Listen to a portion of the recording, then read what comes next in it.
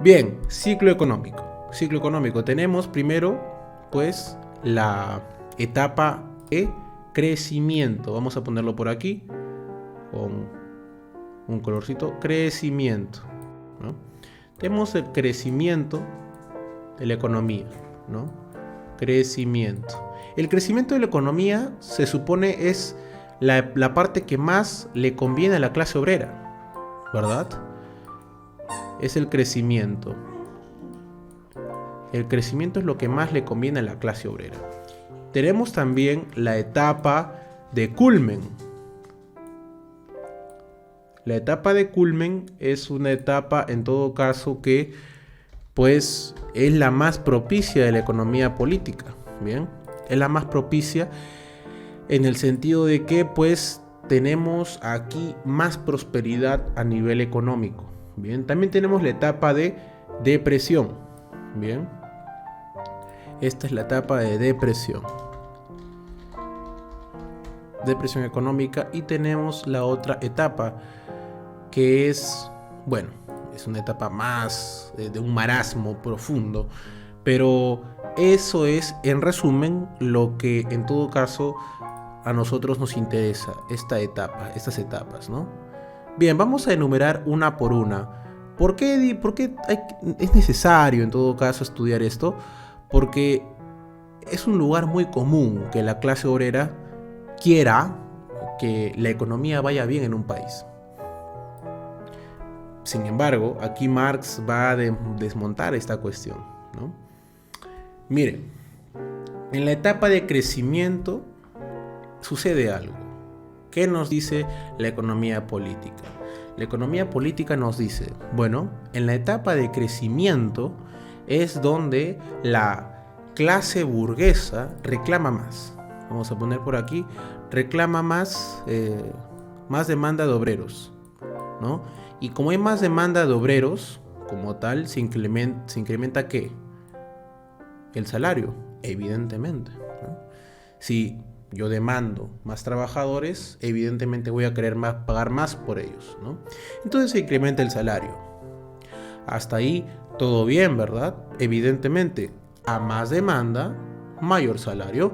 Sí, eso también es una campana de Gauss, mi estimado Rojo. Muy bien, hasta ahí todo bien.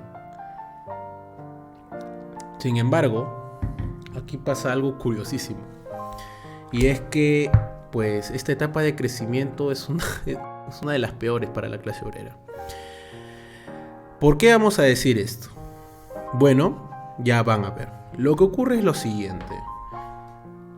En la etapa de crecimiento, aparentemente tenemos todo bien y la sociedad está cada vez mejor. Sin embargo, ocurre lo siguiente. Que básicamente cuando yo demando muchos obreros e incremento el salario, ocurre algo básicamente que se le llama codicia, ¿no? Incremento el salario y yo quiero más salario. ¿Y para eso qué hago? ¿Qué hago para poder tener más salario? Tengo que tener, pues evidentemente, horas extra. ¿Y qué son las horas extras si no? En todo caso, pues, vamos a ponerlo por aquí, perdón. ¿Qué son las horas extras si no exceso de trabajo? Exceso de trabajo. ¿Qué son las horas extra? Que en todo caso es, pues, trabajar más para mayor salario, sino exceso de trabajo. El exceso de trabajo, según Marx, genera, pues, incremento de la jornada laboral. Muy bien, Luque. Incremento de la jornada laboral e aumento de la plusvalía absoluta. Perfecto. El exceso de trabajo, vamos a ponerlo por aquí, genera, vamos a decirlo así, ansia de enriquecimiento, que esto lo vamos a ver después. Ansia de enriquecimiento propio del capitalista, pero que el trabajador no tiene como el capitalista bajo el incremento en todo caso de su capital, sino bajo la explotación de su propio cuerpo y de su mente. En todo caso, aquí vamos a poner exceso de trabajo, pues en todo caso que se convierte en alza de salario, y como yo me excedo en el exceso de trabajo, hago un trabajo básicamente de esclavos, ¿no? Pero aquí Marx nos dice lo siguiente. Marx nos dice que este exceso de trabajo conduce a algo mucho más perjudicial: acortamiento de la vida.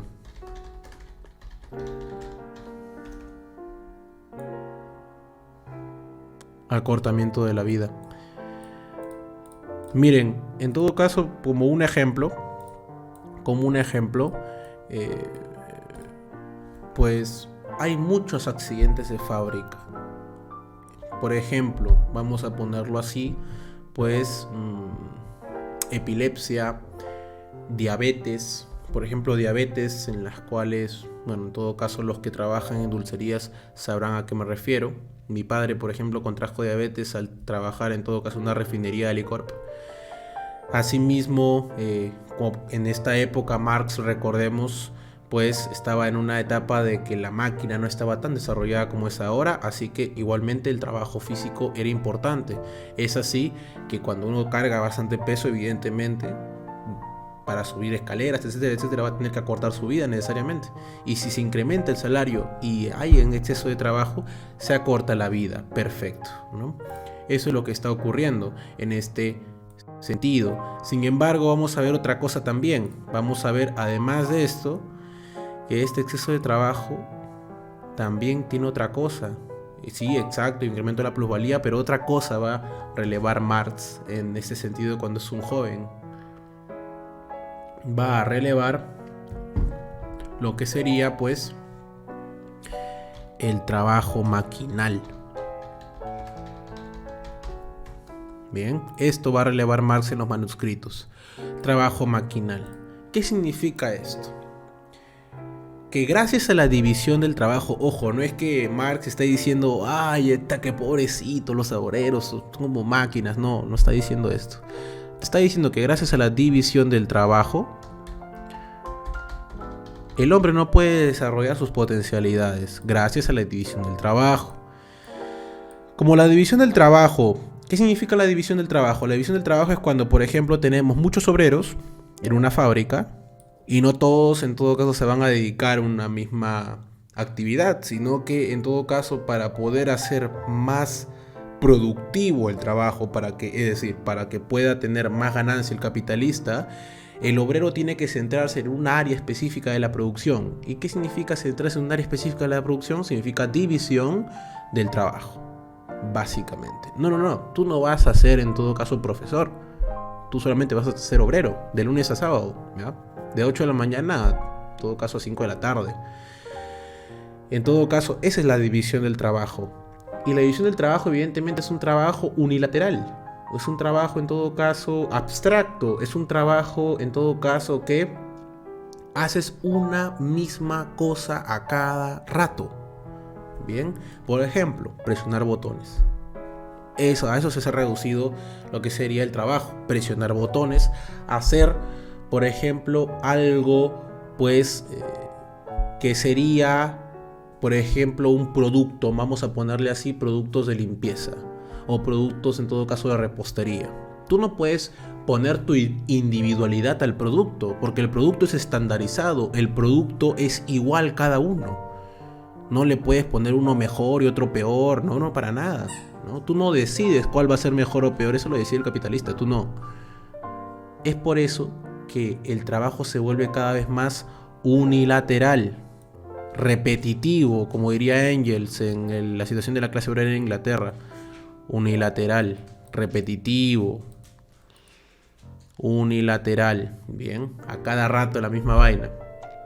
En todo caso, ese es el trabajo maquinal. Gracias a la división del trabajo se excede de trabajo no por un trabajo que le guste, sino por un trabajo maquinal. Este trabajo maquinal, unilateral, a la vez acorta su vida. Bien, a la vez acorta su vida.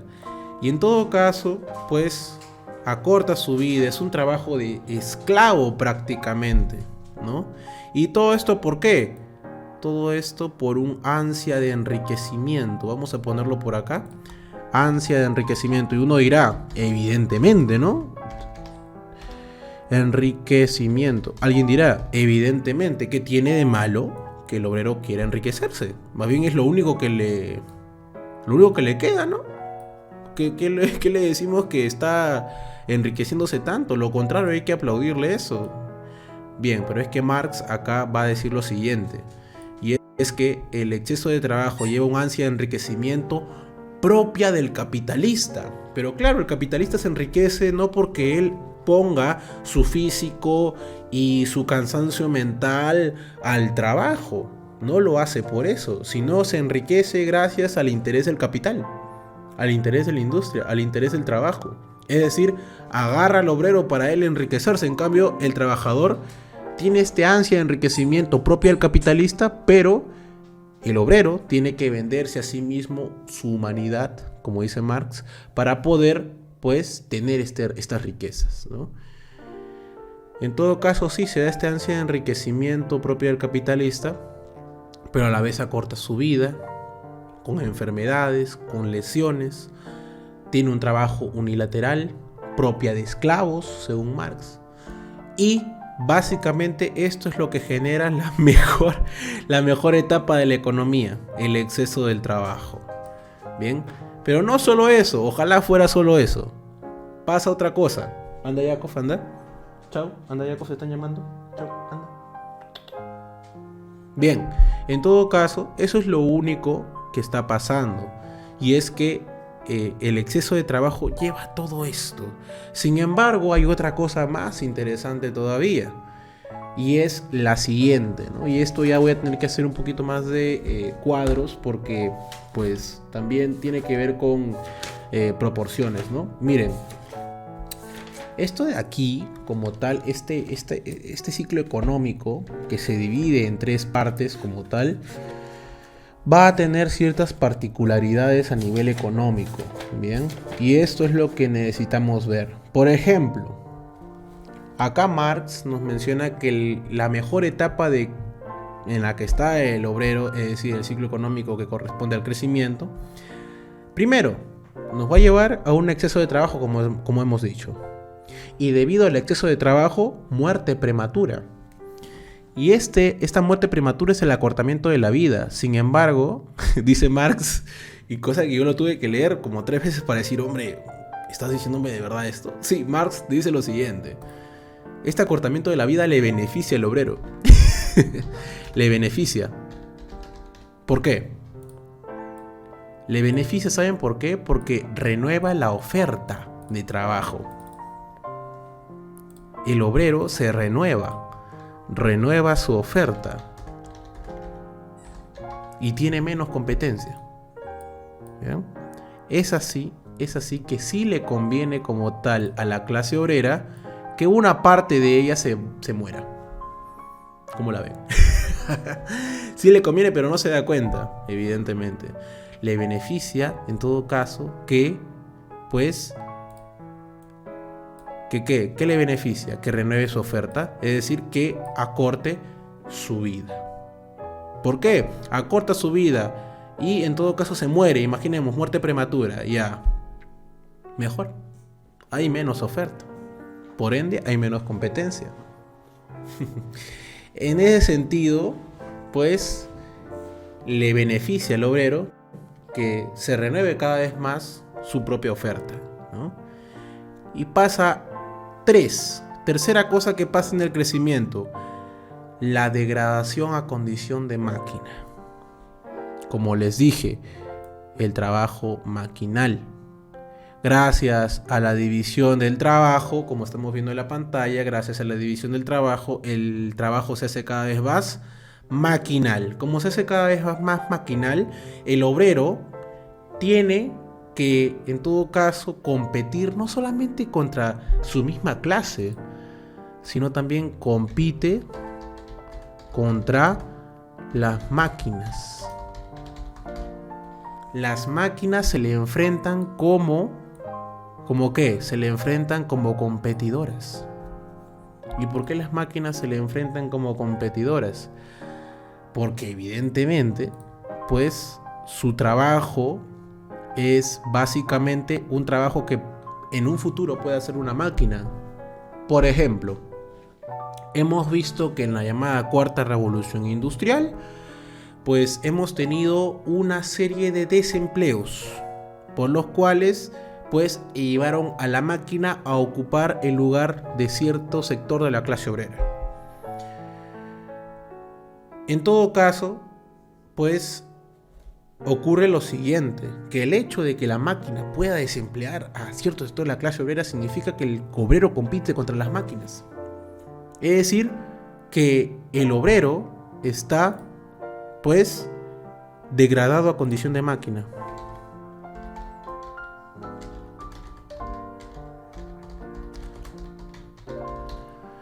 La clase obrera está degradada a condición de máquina. Y esto básicamente significa que no está siendo visto como ser humano, sino como simple productor.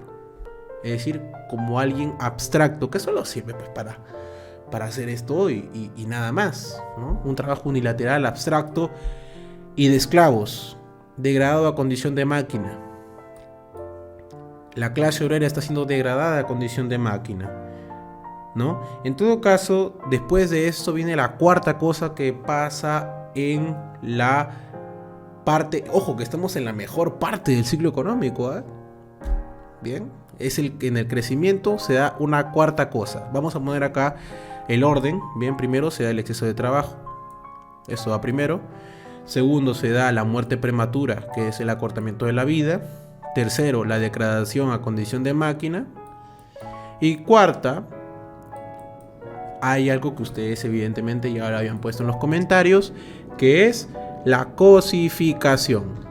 Como tal, yo no encuentro ninguna diferencia entre cosificación, fetichismo y en todo caso extrañamiento. Ojo, no encuentro alguna otra diferenciación. Para mí son lo mismo. Quizás esté equivocado, pero no le encuentro alguna diferencia. Marx no utiliza la palabra cosificación, pero la describe. ¿Cómo? Menciona que en todo caso la acumulación de capitales, pues la acumulación de capitales depende en todo caso de la división del trabajo.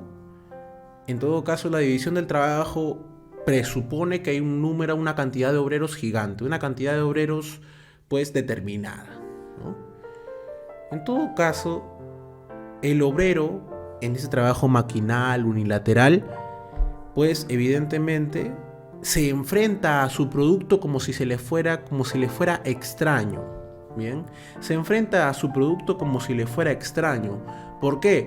Porque produce cada vez más, pues, y en todo caso, cuando produce cada vez más, no recibe sino una mísera parte de lo que él produce. Además, él no puede prestarle individualidad, su propia individualidad a su trabajo. Le pagan una mísera parte de su producto, no puede meter su individualidad, hace un trabajo maquinal o unilateral y por ende su trabajo se le presenta como algo extraño a él, como algo ajeno a él. Por ende, la cosificación es lo que pasa en el crecimiento. Un trabajo sí, con más salario, pero cosificado, cada vez más extraño del producto del trabajo del hombre que lo produce. Bien, eso es lo que ocurre en la etapa de crecimiento básicamente que estamos viendo. Bien, básicamente eso es lo que está ocurriendo y esto presupone un sufrimiento físico y psíquico. Bien, vamos a ver que en esta época, ¿no? Como diría Marcuse, ya no solamente es físico, bueno, en el sentido de que se deja de lado un poco lo físico para pasar a lo psíquico. Bien, en todo caso, pues, como menciona Marx, la cosificación, pues, significa que se ha acumulado mucho trabajo y el capital es trabajo acumulado. Es algo muy interesante aquí que ve Marx. Primero, decimos que el capital es trabajo acumulado, travail accumulé y puesto en reserva, ¿no? Es trabajo acumulado y puesto en reserva. Eso dice Adam Smith en el tomo 1 de La riqueza de las naciones. ¿Qué es el capital? Trabajo acumulado y puesto en reserva. Bien, en todo caso, si el capital es trabajo acumulado, ¿por qué el trabajador no tiene capital? Ahí, por ejemplo, encontramos el error de muchos estudiadores de la sociedad. Y esto Marx lo ve completamente normal. Y es que lo que vemos últimamente, ¿no?, en las últimas corrientes, en todo caso epistemológicas, etcétera, es que no se quiere aceptar la contradicción como método de análisis social. Cuando acaso vamos a decir que hay coherencia, no hay contradicción en decir que el capital es trabajo acumulado y el trabajador no tiene capital. ¿Eso es contradicción, sí o no? Bueno, hay que decirle a alguien de epistemología que nos diga, ¿no? ¿Es contradicción, sí o no? En todo caso, ¿por qué no aceptar en todo caso la contradicción en la sociedad, ¿no? El capital es trabajo acumulado y puesto en reserva. Sin embargo, el trabajador no tiene capital. Todo se paga con trabajo. Sin embargo, el precio del trabajo es el mínimo y el trabajador no puede comprar absolutamente nada. El trabajador, pese a que crea todo lo que existe, y eso dice Adam Smith, todo se compra con trabajo y el trabajo es el precio invariable de las cosas. Muy bien. Sin embargo, ¿por qué el precio del trabajo fluctúa tanto? ¿Por qué el precio del trabajo, el salario, fluctúa tanto? ¿Por qué decimos eso? Porque vamos a ver que la fluctuación del salario es completamente loco, ¿bien? Pero miren, esto es lo que ocurre. Básicamente, pues, la contradicción está en que si todo se paga con trabajo, ¿por qué el precio del trabajo es tan poco? Y evidentemente no puede comprar nada de lo que existe. Si el capital es trabajo acumulado, ¿por qué el trabajador no tiene capital? Y sin embargo, si todo es hecho gracias al trabajo, ¿por qué políticamente el obrero siempre está subordinado al capitalista? Si se dice que hay libertad, ¿por qué en todo caso el capital se genera cada vez más en pocas manos gracias a la competencia y el obrero no tiene otra cosa más que vender su fuerza de trabajo a unos cuantos capitalistas que no puede elegir quiénes son porque evidentemente la competencia ha hecho que se arruinen los pequeños? Acá me dicen Rayo y Rayo llegando a refutar la dialéctica con lógica formal. Dios mío, es que yo no entiendo. De verdad, si esto no es contradicción, ¿qué es entonces? Conciliación, o sea, ¿qué es entonces? P, por eso P, como dicen por aquí. No, evidentemente. La sociedad, como dice Hegel, bueno, como en todo caso Hegel sí llegó a la conclusión de que el sujeto y el objeto llegan a ser reconciliados, en todo caso, a través de la experiencia de la conciencia, pero en este caso, inmediatamente, no está unido el sujeto y el objeto, no se afirman. En todo caso, no hay una coherencia entre el sujeto, su objeto, no hay una coherencia entre el concepto y, en todo caso, y el objeto como tal. No hay esa coherencia, por eso tenemos que hablar de una contradicción. Bien, voy a ver un poco los comentarios ya que ya hemos pasado un poco lo del crecimiento. Pero Say decía que el trabajo que reemplaza a la máquina tiende a una tasa natural de equilibrio debido a que se tienen que fabricar esas máquinas. Claro, Say, el mismo que cita Marx, pues muy bien, mi estimado Rojo. A ver, ¿qué han estado mencionando? A ver, ahí eso también es una campana de claro. Incremento de la jornada laboral, aumento de plusvalías, el trabajo más específico, o el trabajo para entrenar la inteligencia artificial, donde el obrero no se siente identificado con lo que produjo, literalmente dar clics a dar imágenes. Oye, ¿verdad, no? Últimamente hay un trabajo así de dar clics a imágenes, ¿no? Pero creo que eso es una estafa, creo, eso no es un trabajo, ¿no? Pero también acorta su vida por el tiempo, ¿no? La vida está fuera del trabajo. Claro, evidentemente. La economía de la felicidad. A ver, quiero ver esta cuestión de la economía de la felicidad. Básicamente, la economía de la felicidad es fijarse más en las encuestas que miden las emociones y sentimientos relacionados con la felicidad o a la felicidad misma, y darles una mayor importancia que el PIB o el PIB per cápita. Claro. Mira, ¿ven? Interesante, ¿no? Porque, claro, dicen que no, que Holanda. Miren, cada vez que ustedes vean estas cuestiones de la felicidad, ¿no? De si el IDH, como es más alto, Nueva Zelanda es más feliz. Quiero que en todo caso hagan un ejercicio bien curioso. Vayan también a los índices de qué países se suicidan más. Y son los más felices, evidentemente. Y también vean qué países toman más pastillas contra la depresión. Y ahí se va a ver por qué son felices, ¿no? Evidentemente. A la clase obrera como clase, pero no lo en particular, ¿ya? Listo.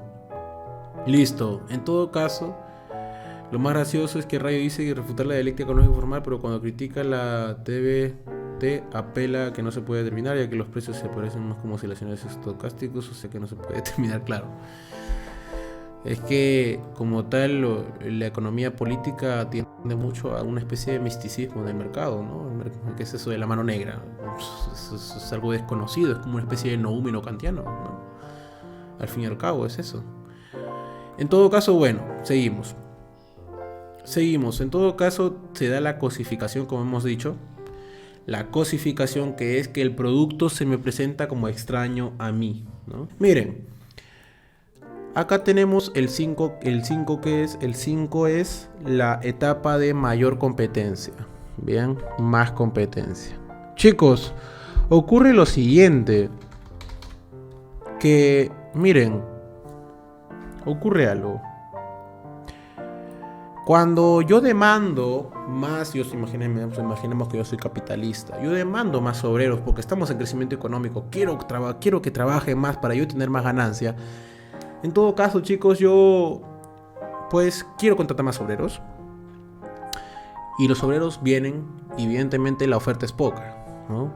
Sin embargo, pues estos obreros van a querer tener en todo caso mi puesto de trabajo, la oferta es poca, pero como los obreros están viendo que hay más trabajo, hay más salario y estamos en etapa de crecimiento, se incrementan las personas que venden su fuerza de trabajo, es decir, se incrementa la cantidad de obreros. Por ende hay más competencia. ¿Y qué pasa cuando hay competencia? Los precios bajan, porque yo si compito contra, imaginemos un nombre, Daniel, ¿no? Si yo compito contra Daniel, en todo caso yo voy a querer bajar mi precio de trabajo, mi salario, para que me contraten a mí y no a él. En todo caso, lo que pasa es lo siguiente, que gracias a la mayor competencia, pues lo que en su momento era más salario, se reduce el salario. Así que bueno, ahí quedó tu salario, ¿no? Ahí quedó tu crecimiento. La competencia. Ahora, ¿qué ocurre? Como se incrementa la competencia, ocurre otra cosa. Y es que, como tal, los únicos que pueden disfrutar del interés del capital en la etapa de crecimiento, los únicos que pueden en todo caso disfrutar del capital en la etapa del crecimiento son los capitalistas. En todo caso, los que necesitan pues vivir de acuerdo al interés del dinero son los capitalistas. Los demás tienen que invertir su capital en un negocio, en un comercio. Bien. En todo caso, estos son pues los capitalistas quienes pues viven de acuerdo al interés del dinero. Los demás tienen que botar su capital en algo, tienen que ponerlo en un negocio, tienen que ponerlo en un comercio. Entonces ocurre lo siguiente,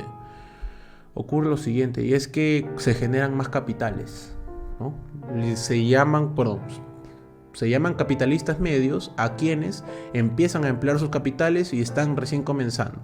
Bien, llegan a ser capitalistas medianos, pequeña burguesía, quizá. Bien, ocurre lo siguiente, que los capitalistas más grandes no se van a quedar contentos con un nuevo capitalista que está viniendo, así que gracias al poder de su capital van a destrozar al pequeño. ¿Y qué pasa cuando destrozan al pequeño capitalista? Al capitalista medio, no es una gran burguesía, sino al pequeño capitalista, al mediano capitalista, al campesinado medio quizá, a la burguesía intermedia, ¿no? ¿Qué ocurre? Ocurre lo siguiente, que si estas personas logran, es decir, los capitalistas grandes logran derribar al pequeño, no solamente lo derriban a él, sino a todos los trabajadores que estaban trabajando para el capitalista medio. Entonces ocurre otra cosa, se incrementa la competencia, y más competencia, menos salario, mucho menor el salario. Por ende, hasta ahí llegó tu buen salario, mi estimado, hasta ahí llegó. Y bueno, empieza a trabajar nomás, ¿no? Que esta es la mejor etapa de la economía. En todo caso, esta es la quinta, más competencia y por ende el precio del trabajo se reduce. Bien, y por ende, pues estamos en el crecimiento económico. Cuando estamos en el crecimiento económico, ¿qué ocurre? Más capital, más industria. Y como hay más industria, hay más cantidad de obreros, más división del trabajo. Y va a llegar una etapa en la cual, pues evidentemente en esta etapa en la cual hay demasiados obreros, puede llegarse una superproducción. La superproducción, en todo caso, genera que el salario se ponga al mínimo, porque en todo caso si yo superproduzco de algo que no era tanta la demanda, evidentemente no voy a querer ya producir demasiado. Y en todo caso voy a querer en todo caso incluso desemplear a determinadas personas que yo dije, pucha, no debí contratar a tantos. Ahora tengo una superproducción y pues tengo que expandirme a otros países, pero no tengo las posibilidades, así que básicamente, ¿qué voy a hacer? Voy a desemplear a ciertas personas. Bien, y a los que ya tengo, les pongo el salario al mínimo, porque es una superproducción. Baja demanda de obreros, por ende, bajo precio del trabajo. Bien, así que de nuevo, el salario fluctuó. Por eso el salario fluctúa tanto. Y por eso luego va a decir, en todo caso, Smith, bueno, el precio del trabajo es el precio invariable de las cosas. No, el trabajo es el precio invariable de las cosas. El precio de las cosas se da gracias al trabajo. Eso también lo recoge de John Locke. Sin embargo, Marx va a decir, ya, el trabajo es el precio invariable de las cosas, pero el precio del trabajo es aquello que fluctúa más que cualquier otra cosa. Así que no me digas eso, ¿no? Además, pues no es lo mismo trabajo que precio de trabajo, evidentemente, ¿no? Evidentemente. Bien. Y como 6, gracias a esta incrementada competencia se genera desempleo. Llega la etapa 6. Bien, vamos a ponerlo por aquí. La etapa número 6, que es la etapa más curiosa, ¿no? Es la que nos tapa mucho. Mendicidad.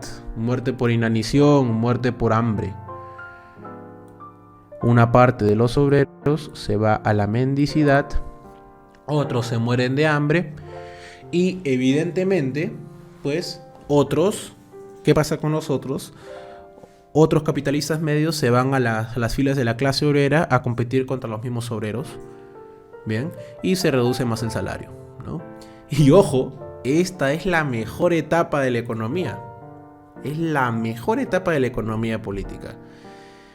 Es la mejor. No hay otra mejor. De verdad. Bien, vamos a ver ya los comentarios. Dice, ¿sabes qué es lo más gracioso? Ah, ya. Mi valoración subjetiva. Claro. Oye, ¿verdad? La valoración subjetiva acá ya se da por hecho, por si acá, que no les digan, no, que Marx está hablando de tonterías. Miren, acá estamos hablando del momento de crecimiento, se da exceso de trabajo, hay un gran número de obreros. Y gracias a ese número de obreros hay más capital, pero va a decir, pero hombre, si yo contrato un montón de obreros, no tiene que ver con que mi capital se aumente, ¿no? O sea, eso depende de la oferta y la demanda. Ojo, acá ya estamos dando por hecho que la demanda es alta, por eso está en crecimiento, ¿no? O sea, eso ya se da por hecho. O sea, Marx se da por hecho la oferta y la demanda. O sea, no sé a qué se refieren algunos liberales con que Marx no toma la oferta y la demanda, ¿no? O sea, eso ya es de locos, ¿no? Dice, se proletariza evidentemente, como pasa actualmente, las burguesías nacionales contra las burguesías financieras globales. Bueno, la burguesía financiera en todo caso es peruana, recordemos. La burguesía financiera es peruana y tiene como aliados a las burguesías internacionales, que podríamos decir que, bueno, antes que burguesía es un imperialismo, ¿no? Que evidentemente es la burguesía ahí encarnada, ¿no? Hay que tener un poco cuidado con los términos. Hobbes tiene razón, es posible la economía con puros espíritus sin cuerpo, solo su mente. Fue Brian, no queda otra. A ver. Vamos a ver. Ya fue Brian, no queda otra que apelar a la acción divina de Dios. ¿Verdad, eh? Ojo, ocurre lo siguiente, y es que según Marcuse, esta cuestión de estos ciclos económicos va a cambiar. Ya no estamos ante una degradación física de la clase obrera, ya que la maquinaria empezó un proceso de mecanización, sino ahora estamos en una degradación mental más que física, ¿no? Ya no estamos en una degradación tanto somática, sino psíquica. Eso podemos debatirlo, bien, pero es, en todo caso, sigue la línea de Marx, aunque parezca que no, bien. Esto no quiere decir que no sufre el obrero, sigue sufriendo y peor todavía, bien. Con el TikTok. Y a ver, seguimos. Dice, John Locke era partidario del valor subjetivo y Adam Smith del valor objetivo. No, lo contrario. John Locke mencionaba en todo caso sus escritos de economía que yo, por agarrar por ejemplo este vaso, estoy ejerciendo un trabajo sobre el vaso. Si yo me lo hubiera encontrado en la calle, esto ya es mío, porque yo encontré en todo caso este objeto y como tal yo le di mi propiedad a través de mi trabajo.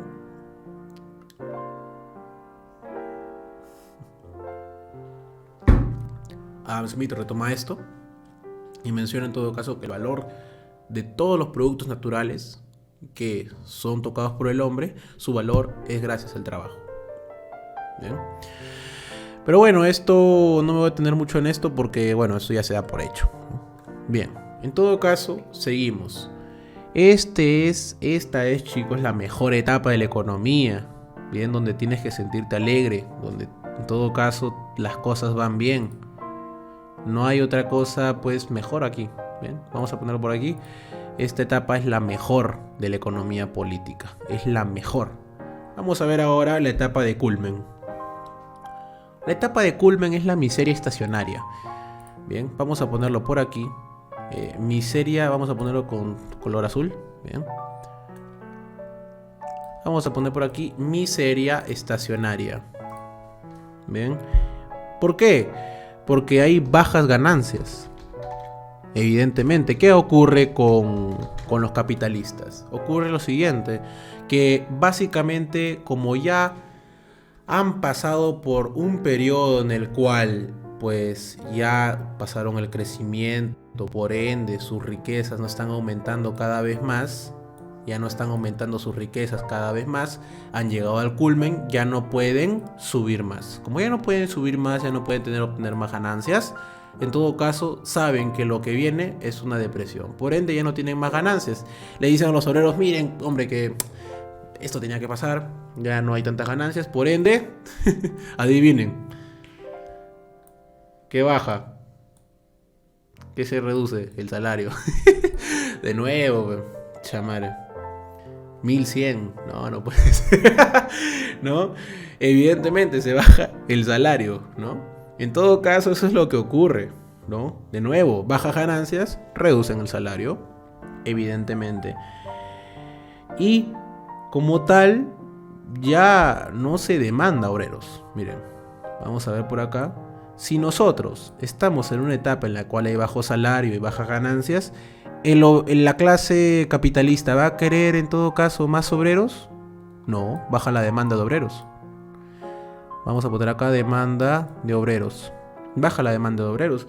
Si baja la demanda de obreros, en todo caso, ¿qué ocurre con los obreros que ya están en las fábricas? O los que van en todo caso a conseguir trabajo en esta etapa de la economía. Compiten. Competencia. Y se compiten, sí compiten. Hay una competencia agudizada de los obreros. Y de nuevo, ¿qué pasa, chicos? Adivinen. Baja el salario. 1050 ya fue, ¿no? Ya miran, hasta por lo bajo, ¿no? Ya ni siquiera estás en planilla, te ponen 900, ¿no? O ya, acá está la etapa de que no te contrato porque... No te contrato para que ganes, sino por experiencia, ¿no? Lo que se dice, ¿no? Esas son cosas para ocultar, evidentemente, la opresión real, ¿no? Eso es lo que ocurre. Más competencia, menos salario, ¿no? Miren. Y ahora, ¿qué ocurre en la etapa de depresión? Vamos a ver por aquí. Vamos a ponerlo de otro color. La etapa de depresión. Mi etapa. Ahí está. Miren, ¿qué pasa con mi etapa? Ocurre lo siguiente. Marx solo se dedica, ojo, a decir lo que Smith dice, ¿eh? Vamos a leer Smith. Bien. ¿Qué dice Adam Smith sobre la etapa, pues, en todo caso, depresiva de la economía? Dice, aucune ne souffre, no voy a hablar en francés porque me va a salir muy mal, así que vamos a poner ninguna sufre tanto con su decadencia como la clase de los obreros. Pero por acá, esa es una traducción de Rubio y Llorente. Pero aquí estoy viendo aucune ne souffre aussi cruellement da son decline de que la clase des ouvriers. O sea, muy mal mi francés. Y no le hago como que sé porque acá pueden haber personas que sepan francés y no, para nada. Acá dice, nadie sufre así cruelmente como la clase de los obreros. O sea, Smith tenía plena conciencia, evidentemente, de que aquí se sufre como tal. Si la riqueza de la sociedad está en descenso, el obrero sufre más que nadie, dice Marx, pues aunque la clase obrera no puede ganar tanto como la de los propietarios en una situación social próspera, y ahí cita a Adam Smith, dice ninguna sufre tanto con su decadencia como la clase obrera. Entonces, ¿quién paga pato? Vamos a poner por acá el con color negro. Acá lo paga, bueno, me equivoqué otra vez de parse. Acá sufre la clase obrera. De nuevo, ¿no? Ninguna la sufre tanto como la clase obrera. ¿Por qué?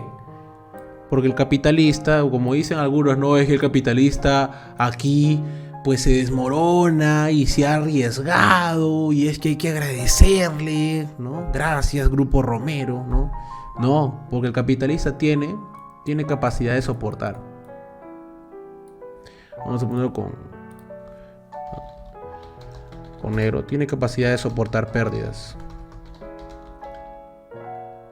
Es decir, tiene capacidad de ahorro, ¿no? Tiene la capacidad de soportar las pérdidas, tiene capacidad de ahorro. ¿Por qué? Porque evidentemente no todo su plata no se ha ido, sino que tiene una partecita para poder en todo caso rehacer su economía, ¿no? Y ahí vienen los subsidios, etcétera, etcétera, ¿no? Que acá el capitalista no se queda solo, acá el Estado le ayuda. Pero ¿sabes a quién lo ayudan? Exacto, a la clase obrera, ¿no? En todo caso, chicos, después de haber visto todo esto, evidentemente, vamos a poner aquí, ¿cómo era? Allá. Después de haber visto todo esto, todo lo que ocurre aquí, Marx se ha centrado en la clase obrera. Eso hay que, en todo caso, relevar su importancia. Marx se centró en la clase obrera, no se centró en otra clase. Y eso no es casualidad, sino se centra en la clase obrera porque es el ojo de sus investigaciones, es aquella que tiene el poder material, es la clase revolucionaria.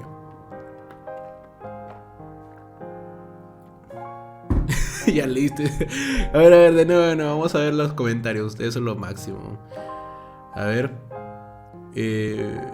Yo solo hablo la sublime lengua de Cervantes, castellano. Ya leíste más Smith que el profe sobre ruedas en toda su vida. Pucha. Bueno, y los pequeños empresarios. Los pequeños empresarios pues se van al garete también, ¿no?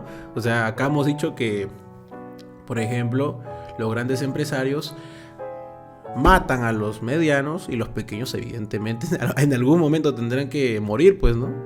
En algún momento. Y los pequeños terratenientes también. Eso es algo personal porque yo alquilaba, me acuerdo, un terreno y gracias a una competencia a nivel de terrenos, por así decirlo, en OLX, yo me quedé sin alquilar nada, ¿no? Tuve que ocupar el espacio y ahora trabajo, ¿no? Pero bueno, en todo caso, eso es lo que pasa y se ve hasta ahora, ¿no? Es decir, las contradicciones, como dice Marx, que es, en todo caso, que surgen de la economía política, no las ve el economista. Marx, aquí, lo que ha hecho, ojo, todo lo que hemos visto hasta ahora... Uy, no, ahí está. Todo lo que hemos visto hasta ahora es solo lo que ha dicho Smith. Esto es lo que ha dicho Adam Smith. O sea, evidentemente no ha dicho que es ese trabajo, que no sé qué. No. Las fluctuaciones son las que ha dicho Adam Smith. Esto de la depresión lo dijo Smith. El cumbre de la economía lo dijo Smith, de las bajas ganancias. Pero luego no dijo que hay bajo salario, ni menos demanda de obreros. No. Dijo, hay bajas ganancias y por ahí, pues en todo caso hay más crecimiento, ¿no? Y todo eso, pero pues en todo caso los obreros no van a ser tan contratados como antes, pero en todo caso eso es lo que ocurre, ¿no? Eso es lo que ha dicho Adam Smith hasta ahora. Y básicamente todo lo que ha dicho mi estimado Marx es solamente encontrar las contradicciones entre una etapa y otra. Bueno, el crecimiento es la mejor para la clase obrera. Bueno, vamos a ver. Exceso de trabajo, bla, bla, bla, bla, bla. Claro que Adam Smith decía, no, que los capitalistas van a competir entre ellos y como compiten entre ellos va a elevarse como tal el salario, por eso está el alza de salario y luego, pues, en todo caso, los que serían los obreros tienen que ser mejor pagados por eso, en todo caso se reduce el precio, porque claro, los capitalistas están compitiendo, que no sé qué, pero no ve nada de esto, no ve nada de lo verde. Y solamente sigue la misma lógica de Adam Smith, Marx. Sigue la misma lógica. Solo que él acepta la contradicción. Esa es la diferencia. Él acepta la contradicción. Él la lleva hasta sus últimas consecuencias. Luego vemos el culmen, baja ganancias, menos salario, menos demanda de obreros, más competencia, menos salario. Depresión, clase obrera la sufre. Eso es lo único que acepta Adam Smith, ¿no? Entonces, ¿a qué quiero llegar con esto? En ninguna etapa de la economía le conviene a la clase obrera. Ninguna etapa de la economía le conviene a la clase obrera. Ninguna. Ni el crecimiento, ni el culmen, ni la depresión. Ninguna le es conveniente. Entonces, ¿quién es el que siempre pierde? La clase obrera. Son, como diría mi estimado Víctor Hugo en su obra, mientras exista la miseria, mientras exista la degradación por el proletariado, existirán los miserables. Muy interesante, muy bonita esa frase, la verdad. También en esta época justamente es donde la literatura empieza ya a descubrir que la clase obrera empieza a ser la más defraudada de toda la sociedad. En todo caso, aquí sentencia Marx. ¿Qué sentencia Marx? Marx sentencia lo siguiente: en tanto que según Adam Smith no es feliz una sociedad donde la mayoría sufre,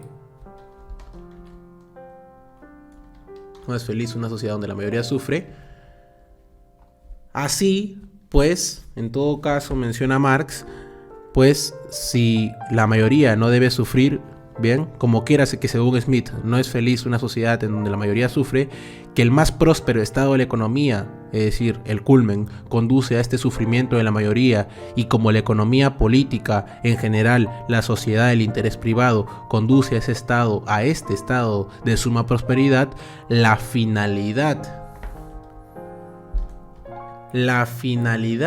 de la economía política es la infelicidad de la sociedad. Detengámonos en esto. La finalidad de la economía política en tanto sociedad del interés privado, ¿cuál es su fin? La infelicidad de la sociedad.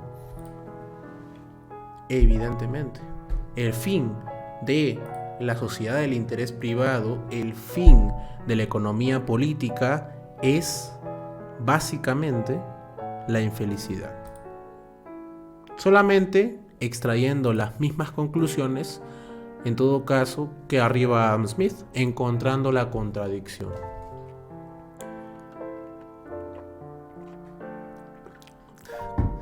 Vamos a ver. Ojo, y también hay otra cosa sobre los víveres. Marx menciona en todo caso que claro, ni siquiera los víveres, pues en todo caso, se prestan a tales fluctuaciones del mercado. Imaginemos, o sea, ni siquiera la clase obrera está al nivel de un víver, pues. De un vívere. Ni siquiera está a ese nivel. Y vamos a ver después. En los manuscritos Marx menciona, pucha, el obrero es menos que mercancía. Y lo vamos a ver bajo unos argumentos bien sólidos. A ver qué dice el chat. Vamos a ver. Dice, los libertarianos más dogmáticos que te justificarán que eso pasa porque hay un monopolio natural. Ay. Sí, pues la gente cree que el monopolio es un hecho. Es un proceso el monopolio. El monopolio es un proceso. Y lo va a explicar Marx en los manuscritos de Economía y Filosofía, pero eso no me voy a poner a explicar porque es muy largo, ¿no? Básicamente se habla de la acumulación unilateral y la acumulación multilateral del capital. Incluso aquí Marx sorprendentemente llega a decir, bueno, puede que ni siquiera la clase obrera sea depauperizada a tal punto de que no haya nada para la clase obrera y se vuelva muy pobre, pero puede haber pobreza absoluta como pobreza relativa. ¿Cuál sería la pobreza relativa? Aquella, por ejemplo, que tú comparas el siglo XIX con el siglo XXI. Por ejemplo, no es lo mismo un pobre del siglo XXI que un pobre del siglo XIX, que un pobre del siglo XVI. El pobre, evidentemente, el rey del siglo XVI vivía como nosotros, evidentemente. Pero, sin embargo, la pobreza se ha aumentado de forma relativa, de forma cualitativamente, en todo caso, menor, ¿no? Hay que ver las condiciones también de la pobreza. No podemos hablar de una pobreza absoluta en sentido numérico nomás, ¿no? Pero zurdito sin inflación, puedo jugar mi Dota a gusto. Dice, pero zurdito sin inflación y crisis, no puedo jugar mi Dota a gusto, claro, ¿no? El Doritos llega a estar 2 soles, ¿no? ¿Qué opinas del materialismo político y las vanguardias iberófonas de Santo Garmesía? No le veo futuro, la verdad. Tampoco creo que el materialismo filosófico haya sido aporte de Marx, para nada, ¿no? Y bueno, no he leído a Gustavo Bueno, pero toda postura materialista que no sea un materialismo histórico o dialéctico no tiene cabida, ¿no? Papu, pero solo el capitalismo me da el PlayStation. Y eso me hace feliz. Ergo, el capitalismo dará felicidad a la sociedad, claro. Evidentemente, ¿no? El socialismo sigue siendo capitalista, ¿no? El socialismo se confluye en 2 mundos, ¿no? El mundo capitalista y el mundo socialista. En el ámbito mercantilista, por ejemplo, siguen habiendo rezagos del antiguo régimen, es decir, el feudalismo. Y siguen habiendo, bueno, y en todo caso se están inaugurando nuevas formas de propiedad llamadas la forma de propiedad privada capitalista. En ese sentido, pues sí, el socialismo tiene rasgos de la economía capitalista, pero tiene que desecharlas, ¿no? Es por lo que tengo entendido la función del materialismo dialéctico y el histórico. No sabría decirte, la verdad, no leí mucho a Gustavo Bueno. En todo caso, como les digo, la contradicción es en todo caso el punto fundamental de los manuscritos. Aquí vamos a ver por qué debemos analizar la sociedad de una forma dialéctica, desde la contradicción. ¿Bien? Acá Marx también le preocupa ¿qué Marx aquí? Le preocupa que el hombre se ha degradado a esta condición, ¿no? Es decir, sí tienen razón quienes hablan de que hay una especie, bueno, no que hay un humanismo en Marx, sí tienen razón aquellos que dicen que en todo caso Marx acá se está preocupando por el hecho de que el hombre en todo caso pues es aquel que está de forma abstracta en la economía y no tiene otra actividad que no sea la economía como tal, o sea que no sea el hombre productivo de un trabajo unilateral y abstracto. Es evidente, aquí no hay otro sentido de hombre. Esto es que en todo caso pues lo que ocurre aquí es que Marx se está preocupando por las condiciones de vida del hombre, de las mayorías de la clase obrera, ¿no? Ahora ocurre otra cosa, ¿no? Y es que Marx tiene esta visión justamente desde chico. A los 17 años, él publica Reflexiones de un joven a la elección de una profesión. Creo que ya lo habrán leído en todo caso, y esa obra es muy buena, la verdad. Sobre todo la última parte, donde en todo caso menciona que quienes van a derramar sus lágrimas, en todo caso, en la tumba de alguien es aquel que evidentemente ese alguien ha hecho algo por los demás, ¿no? El nombre de la obra es Reflexiones de un joven en la elección de su profesión. Ahí vemos a un Marx de 17 años que está diciendo que su felicidad es la felicidad de la mayoría, es la felicidad de la sociedad. Que la mejor profesión que pueda ser elegida es la felicidad que pueda darse para la gran mayoría. En todo caso, las personas históricas son aquellas que hacen lo mejor para la raza humana. Ese es, en todo caso, el impulso de Marx también. ¿Ven? En todo caso, para Marx dice: mi felicidad es la felicidad de los demás. La elección de la profesión es una profesión en la cual yo pueda aportar a los demás. Eso lo hizo un Marx con 17 años, ¿no? Imaginemos qué estamos haciendo nosotros a los 17 años, ¿no? Y básicamente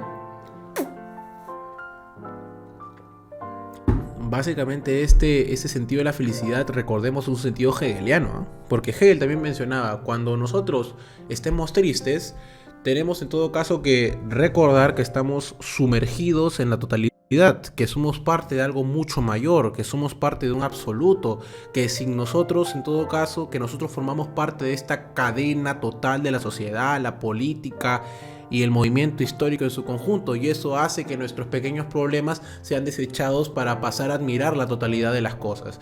En todo caso, eso es lo que Hegel estaba en su momento diciendo, y aquí yo encuentro mucho parecido con este escrito de Marx de Juventud. En todo caso, que la elección de una profesión tiene que tener, en todo caso, este aspecto que se sumerge ante la totalidad. Creo que eso es una herencia hegeliana que ya vemos en el joven Marx, ¿no? Y bueno, what the fuck. Bueno, en todo caso, yo a los 17 años estaba en la presa San Marcos, me acuerdo. Pero no, intentaba hacer poesía, pero me salía muy mal. Bueno, todos hicimos cosas a los 17 años. Bueno, Marx, diferenciable Marx estaba haciendo un trabajo de su universidad en el cual se iba a volver una obra, en todo caso, que hasta ahora leemos, ¿no? Y bueno, ese es, en todo caso, el video del día de hoy, ¿no? Este video justamente sirve para demostrar el hecho de que en todas las etapas del crecimiento económico, del ciclo económico como tal, pues nosotros estamos, en las grandes mayorías, estamos en todo caso en perjuicio.